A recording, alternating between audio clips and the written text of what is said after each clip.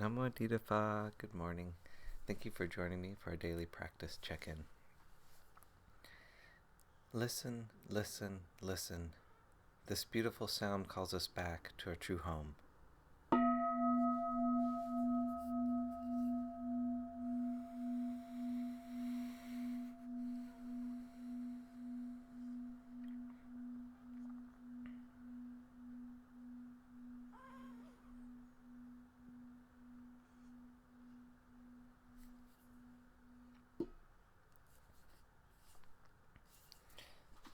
The fourth mindfulness training. Aware of the suffering caused by unmindful speech and the inability to listen to others, I vow to cultivate loving speech and deep listening in order to bring joy and happiness to others and to relieve others of their suffering. Knowing that words can create happiness or suffering, I'm determined to speak truthfully with words that inspire self-confidence, joy, and hope. I will not spread news I do not know to be certain, and will not criticize or condemn things of which I am not sure. I will refrain from uttering words that can cause division or discord, or that can cause the family or the community to break. I am determined to make all efforts to reconcile and resolve all conflicts, however small.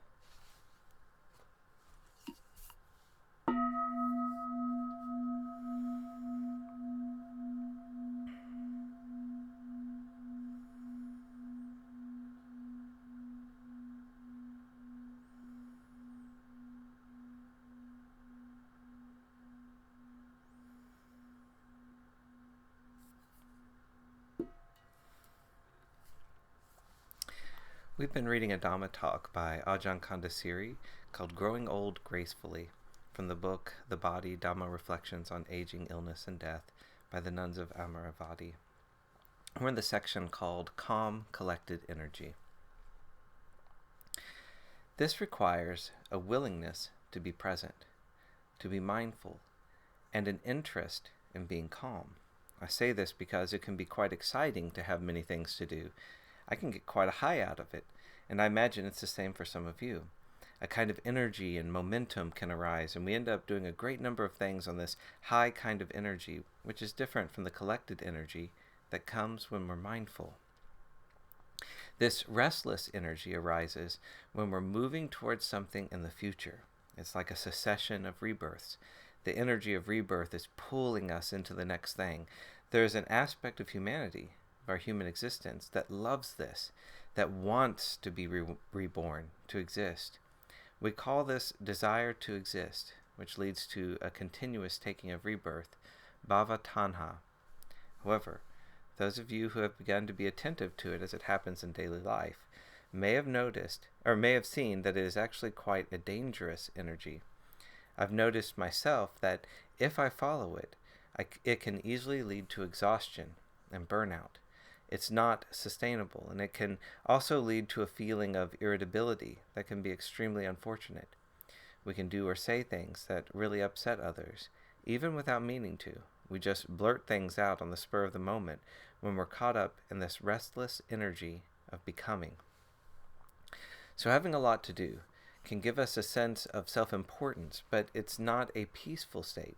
It can have unfortunate consequences. It's really important to notice when that is happening for us. We don't need to stop doing the things we've undertaken, but we can change the way we do them. We recognize the excited energy that wants to be reborn, but we decide that actually peacefulness is more to be treasured. Being peaceful is even more precious than becoming or having a mission. So we take a moment just to breathe. Breathing in for the Buddha, breathing out for the Buddha. Breathing in for the Dhamma, breathing out for the Dhamma. Breathing in for the Sangha, breathing out for the Sangha. Establishing ourselves in the refuge of the Triple Gem, we breathe awareness into the body and attend to whatever it is that we have to do, whether it's a conversation we're having or some duty, like hanging up the tea towels. I hung up the tea towels today. Until then, I hadn't been aware of this duty that someone has to do each day. There were a great many tea towels. I couldn't believe how many. I thought, I'll just hang up a few of them. But then I hung up a few more, and presently they were all done. I hope the person who usually does this job is able to enjoy hanging them up one at a time, rather than thinking, I've got to do this and I've got to do that. I'm never going to get it all done. Many years ago, before I was a nun, I was part of a Christian meditation group. We had invited a very impressive Orthodox priest to visit the group one evening to give a short reflection. As part of his talk, he said, "If I have 50 letters to write," that blew me away, the thought of 50 letters to write, "I write the first one. Then I write the second one.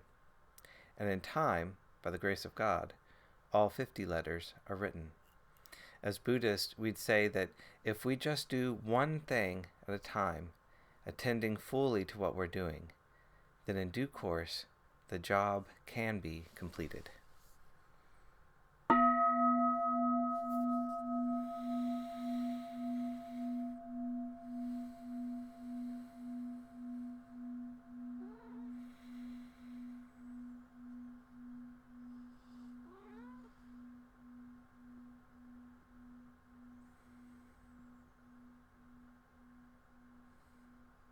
May all beings be well.